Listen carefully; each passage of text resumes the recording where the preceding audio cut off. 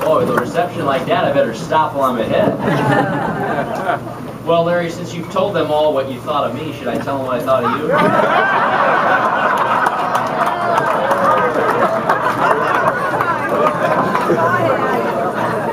Better not. I need your help in my re-election. Well, thank you all for that warm welcome, and more importantly, you have my sincere apology for not being here on time. It was my anticipation to be here early, but you can blame United and American Airlines. I believe both of their planes coming out of D.C. had mechanical problems. And the third one that I was supposed to be on, the stewardess went home sick. If only I could have borrowed Nancy Pelosi's plane. Well, it's a pleasure to be here in Adams County, and it's a pleasure to be here at your Lincoln Day dinner to honor the founder of our party and the man who held the congressional district that I serve in today for his one term before he went on to become president.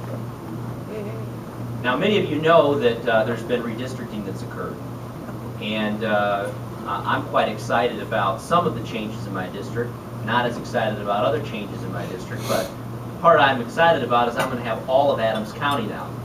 So I'm going to tiptoe around on whether or not, Phil Hare or now Bobby Schilling's going to get upset if I'm spending too much time in their district. Now I can camp out in Quincy and not worry about ruffling feathers. So you're going to have to see more of me as a result of this redistricting if the voters approve and give me a third term.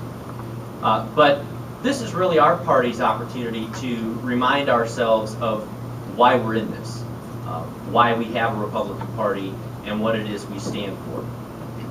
Abe Lincoln, we all study. Probably many of you have been to the Abraham Lincoln Presidential Museum in Springfield. It is the #1 presidential museum in the entire presidential museum system in the country. Abe Lincoln was a very simple man, but he was a simple man with extraordinary wisdom, and a man who could move a nation with precious few exquisitely chosen words. Abe Lincoln said at the founding of our party that the legitimate object of government is to do for a people that which they cannot do in their individual capacities, or that which they cannot do well for themselves. But in all that individuals can do for themselves, government ought not interfere. Last month, another one of our great presidents celebrated his birthday, Ronald Reagan. I happen to represent his alma mater, which is Eureka College, and he was born and raised in Illinois as well. Ronald Reagan said about the Republican Party that our party is not a social club. Sometimes people forget this. He said, men and women of the Republican Party do not always have to agree and get along. They do not have to be social friends, but rather they're united by our principles and unified in purpose to get like-minded people elected to office. That's the purpose of our Republican Party.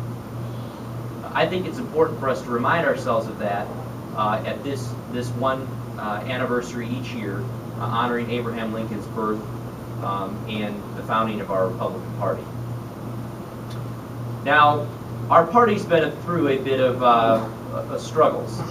Here in Illinois, we have lived in the desert, we've lived in the wilderness for over a decade, being led by very unwise men.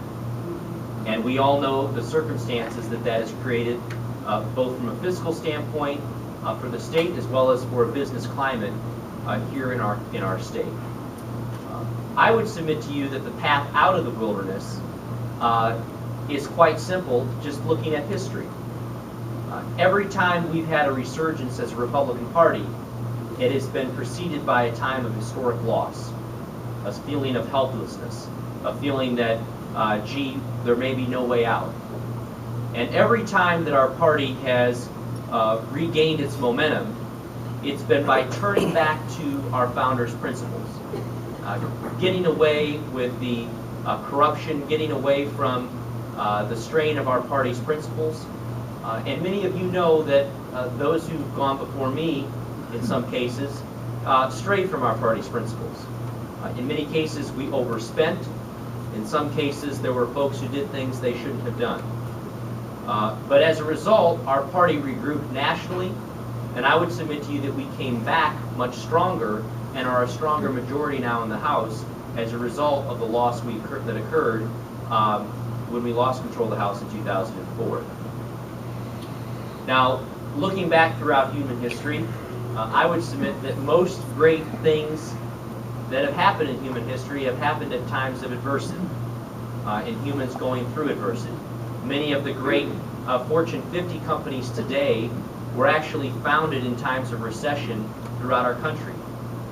Whether it be tech companies, whether it be manufacturing companies, oftentimes the entrepreneurs that went out and stuck their neck out were a time when they lost their job, were a time when they had little other opportunity than to use their own ingenuity and entrepreneurial skill to go out and try something new and different, and the country and our society benefited from it.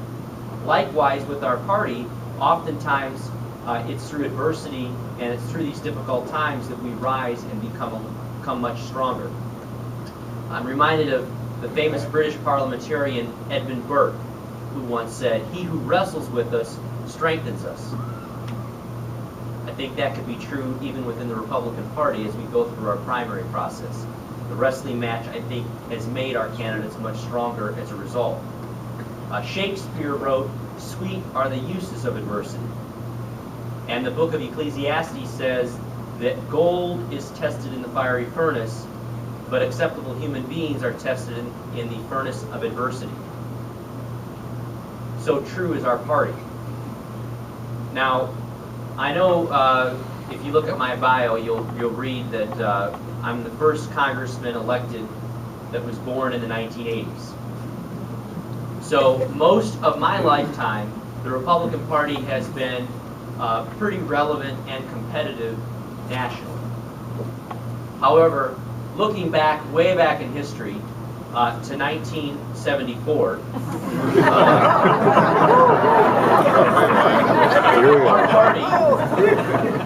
our party was down and out.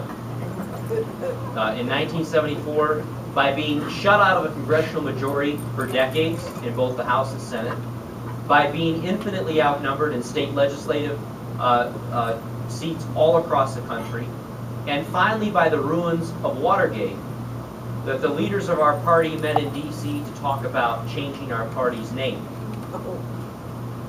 Add insult to injury, in 1976, our party elected a man named Jimmy Carter, and a 2-to-1 majority Democratic in both the U.S. House of Representatives and the U.S. Senate. Things seem to be getting bleak and only bleaker for the Republican Party throughout that decade. Yet in 1980, our party elected a man named Ronald Reagan, and he laid out a very bold vision for America, contrasting that with a much different outlook that Jimmy Carter was conveying. And as a result, he boldly communicated that vision about what our party stood for, about what he intended to do if elected.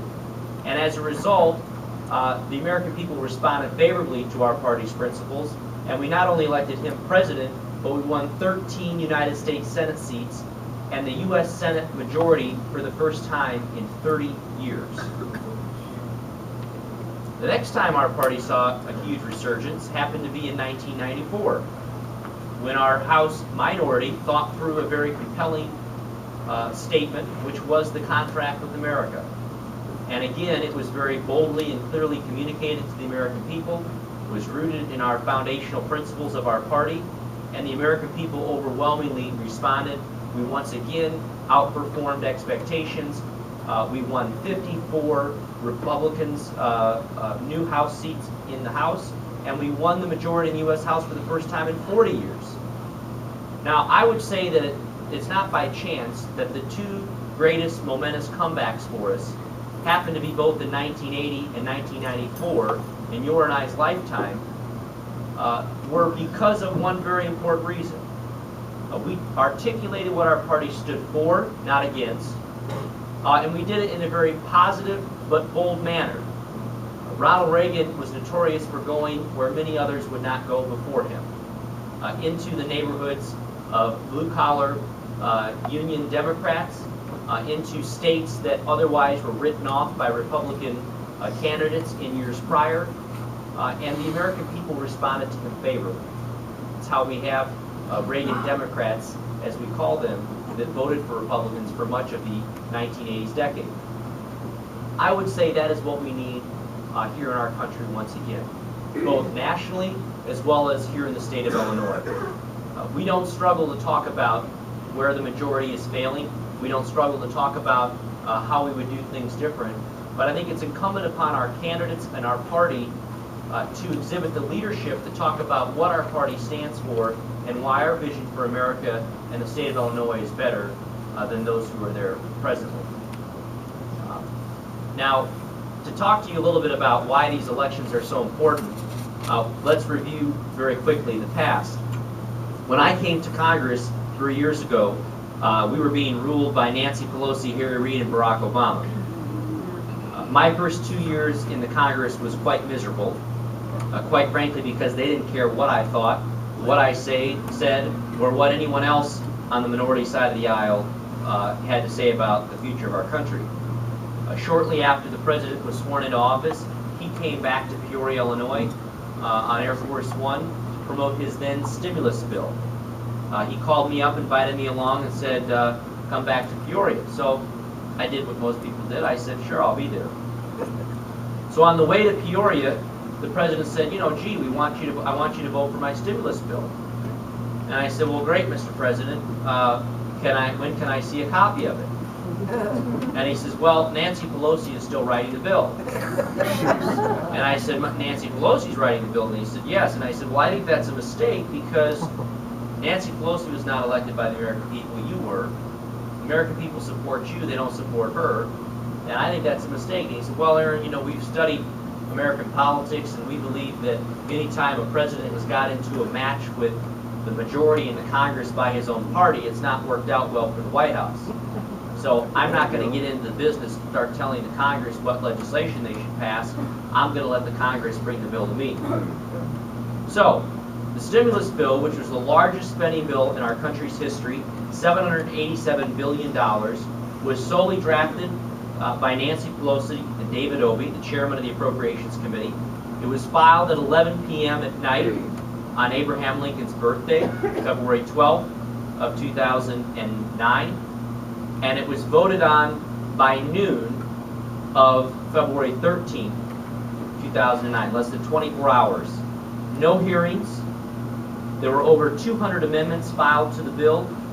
Over 100 of those amendments were Democratic amendments, meaning there were more Democrats that wanted to change the bill than even Republicans. Not a single amendment was even heard. Not a single amendment was made in order, and not a single amendment was voted on. My way or the highway, up or down, take it or leave it. As the president said, we won, you lost. As a result, 40 Democrats joined with every Republican in voting against the bill. But Pelosi got it through, signed into law. Next was the health care bill.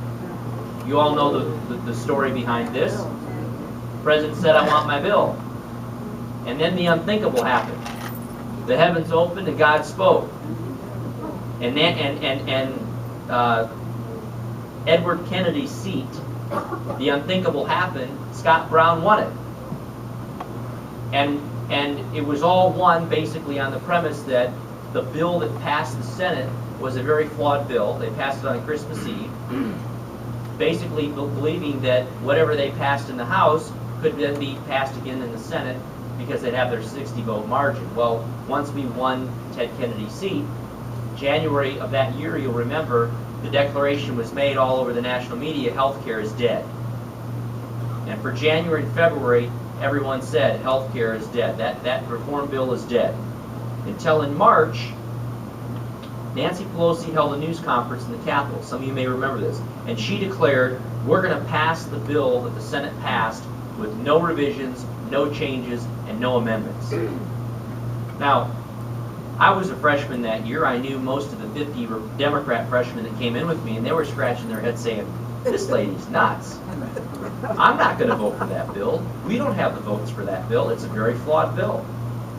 Well, Nancy Pelosi kept us in the House Monday through Friday, Saturday, Sunday, Monday through Friday, Saturday, Sunday, for 3 weeks straight. A record session for the United States Congress to not let out over any holiday, over any weekend. We were in for 3 weeks straight until she kneecapped and bludgeoned enough of these members to get the vote she needed, the 218 votes she needed, to ultimately pass that health care bill.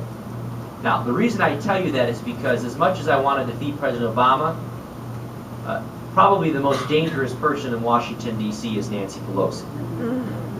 And it is because she has the tenacity to get what it is she wants done. I mean, let's face it, a mother of 6, the first woman to become Speaker of the House, did not get there because it was her turn, or because she was nice to everybody. Okay, this is a woman to be reckoned with. I tell you that because last cycle, with the great outrage, rightfully so, of the American people, we defeated 86 incumbent Democrats to recapture the House. 86 seats. She only needs 25 to come back as Speaker. And she has publicly stated that her path to 25 begins right here in Illinois. And through their redistricting efforts, exclusively done by the Democrats, they fully anticipate winning 5 congressional seats here in the land of Lincoln. Well, I don't know about you, but I'm going to do my darndest to ensure that does not happen.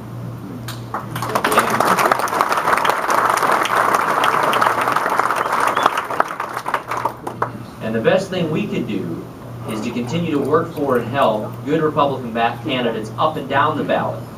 Because the more races that they got to worry about, for congressional races, for state house races, for state senate races, county board races, sheriff races, it forces them to take their eye off the ball of going on offense. And John Boehner, the Speaker currently, calls members of Congress like myself orphans. Now, the reason we're orphans is because we are in a unique situation where we are in a state, one of the few, who will not have a presidential campaign running. If Barack Obama has to be spending money in Illinois, ball game's over. And likewise, Mitt Romney is not going to spend money, or whomever our nominee is, going to spend money in Illinois. We have no U.S. Senate race. We have no governor's race. And so as a result, all of the focus will be on the next, the top person on the ballot, which are congressional races. And it's up to each congressional district to run their own voter identification, get out the vote, and so on to help everybody else down the ballot. So this year, all of the congressional races in Illinois are going to cost a lot more simply because there's nobody like Mark Kirk or somebody running for governor that is going to help us down ballot get out the vote and cause people to get to help Republican candidates. Now, obviously, having said all I did about the House, we still have our work cut out for the presidency. And there is a stark contrast between where President Obama is taking this country and where you and I believe we ought to be headed. And I think it's apropos to mention 1979 once again. Because for those of you that were alive back then, you will find, just making sure you're all still awake, you will find eerily similar situation. An economic malaise had set in, record high gas prices, a questioning about America's future and greatness. In fact, the only time in American history where Americans have questioned more about the future strength of America, the only time it's been higher than today was in 1979. 1979 was the last time that a majority of Americans, when asked, do you believe that America will be a stronger place for your children and grandchildren than it was for you? Most Americans have always believed America will be a better place, that their children will have a better opportunity, that their children will have a better life than them. This is one of the unique times, unfortunately, in our country's history where more than half of American people, when asked, say they believe that America will be worse off for the next generation of Americans than it is today. And I would submit to you that's in large part to our country's mounting debt. You need to look no further than Greece and Portugal to see that this is a real catastrophe waiting to happen here in our own country. But we have a president who has implemented the policy of the ostrich. He just kind of sticks his head in the sand and pretends that the problem will go away. Well, the problem for us, folks, is the problem has gotten significantly worse. Under this president, we have added about $5 trillion in debt since the president came to office. When the president campaigned, you remember he said he was going to cut the deficit in half in his first term. He's not only not cut the deficit in half, he's doubled down. The budget that he unveiled, the budget that he laid out, would take us from $14 trillion in debt, this was last year's budget, from $14 trillion in debt to $28 trillion in debt in 10 years, and that's only if we increase taxes by $1.5 trillion. Think about that. This is the leader of the free world, one of the largest organizations on earth, and he's the CEO, and that's his budget. Now, you don't have to wonder why, when the budget was voted on in the United States Senate, it got 97 no votes and 0 yes votes. Not a single Democrat was willing to go along with the president in voting for that kind of spending. And so as a result, the majority in the Senate, the majority in the House under his first 2 years refused to pass the budget. Throw the check register away and just keep writing checks. A lot more fun, isn't it? Well, the House of Representatives, when we came in as a majority, said if we're going to have any credibility, we need to lay out a path forward. We need to lay out a vision that's respectable, that we can say this is what we're for, this is what we think ought to be done. And so we put in place several reforms. One, dealing with entitlements, which are the largest growing expense for our country. Social Security, Medicare, and Medicaid account for about 65% of the spending right now, 65 cents out of every dollar. And we put in a plan to not only preserve those programs for the current seniors, but to make sure it's around for my generation and the next generation of Americans to come. But we also bent the cost curve so that we put ourselves on a projection to pay off the nation's debt. The budget that passed the House of Representatives last year passed with more votes than any budget that has passed the Congress in the last 20 years. I mention that because I would submit to you the Republican majority today is that majority that is well grounded in our foundational principles, and is committed to making the tough decisions and voting on the tough legislation we need to get our country on the right path forward. I'm sure, depending on what business you all are in, you could probably give me a Christmas list a mile long of new regulation that's come out of the White House and unelected bureaucrats and administrators. Whether it be regulating dust pollution, dust as a pollutant, whether it's telling the family farm what their young people can do on it in terms of driving vehicles. I mean, some of this stuff you couldn't make up if you tried. Many of these bad rules have been put on hold for further review. Well, the question I'd ask you to consider is, why are they being put on hold? I think it's because there's an election coming up in November. And if you think Barack Obama was dangerous in his first term, wait until he's in his second term and he's got no threat of re-election to rein him in. I think it will be even a further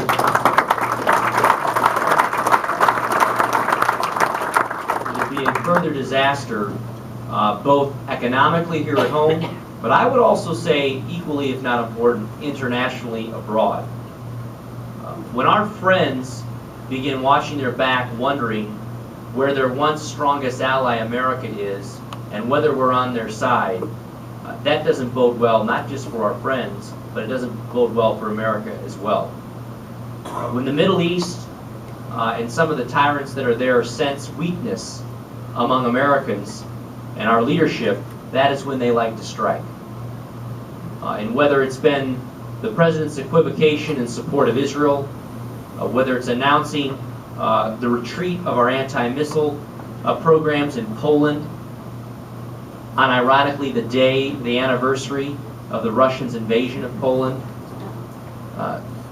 this is a man who simply doesn't get international policy. For somebody who's been so smart and so well schooled, I fail to see the delivery on that education and practicality. So we have our work cut out for us. But I firmly believe that once our party gets our nominee, and we begin to talk about what our party stands for, we could show our common sense, business understanding, our reputation for sound business sense, coupled with our party's ability to show heart, which I think is equally important, showing that we care for people that are in radically different situations, that are down and out, but being able to communicate why our party's principles and our values are best suited to help even the least among us get out of that valley in life and become fully self-sufficient. When we do that, we win. We've shown it in presidential races, we've shown that in congressional races up and down the ballot, and I also believe it's precisely what we need to do here in the state of Illinois. There is no place that is a better case study of what happens when the very left-wing agenda is fully implemented over a decade with no check and balance. Illinois is that case study. There is no broker state in the nation, there is no more corrupt state in the nation, and there is no bigger deadbeat state in the nation. And I think we're 48 or 49 in terms of our business climate in the nation. To me, as Illinoisans, we know better than anyone what's at stake. And if you understand what happens when that kind of environment is created on businesses and individuals, I'm sure everybody in this room knows people who have moved to Missouri, to Iowa, to Wisconsin, to Florida, to Texas, for a better regulatory environment. So too, our nation has that threat. I'm not going to get into the specifics, but the president's latest tax proposal would actually double tax all foreign multinational companies. So anybody that does anybody who does production overseas, they now would have to pay double tax regardless of whether they ever bring that earnings back to the United States. If you want to see more InBev and Budweiser and Miller buyouts from foreign entities, that's precisely where the president's policy will lead us. So just as we've seen negative effect on bad policies for the states, we will see that same thing happen, I fear, with corporations and individuals who are liquid moving to other countries and investing in other markets. So much is at stake. But the wonderful thing about our country is we live in a country that we can do something about it. I had the opportunity to travel to Poland as a part of the Reagan Centennial. I was asked by John Boehner, Speaker Boehner, to serve on the Reagan Centennial, which was charged with celebrating the president's 100th birth. And we went over to the Czech Republic, and we went to Poland, and we went to Hungary, and it was amazing to meet people who were so passionate about President Reagan. Not for what he did in our country, but for what he did in their country. These were individuals who were living under repressed regimes, under communist rule, under fascism, and but for Ronald Reagan, they tell me, they have lost all hope. And until our country elected Ronald Reagan, and he confronted the Soviet Empire and their allies, and declared that they would be put on the ash heap of history, and called them what they were, that engendered the desire for them to continue to fight on and to fight for freedom. And these people had the tears coming down their eyes as they're grabbing me and hugging me and thanking me. I couldn't tell them I wasn't old enough or even alive to vote for them. Thanking me for our country having elected a man like Ronald Reagan. And it made me realize the power that we have as American voters to instill the right person not only for our country, but for the world. Not just for our freedoms, but for other freedom-loving people and nations around the world. And so that's really the cause that ought to unite us. That really ought to be the cause that drives us to do all we can to help turn our state and our country around for what we can do for our generation, the next generation, and to keep this liberty and freedom alive around the world. Thank you for being here tonight. I look forward to working with all of you for years to come. And if you have any questions, I maybe take a few questions from the audience.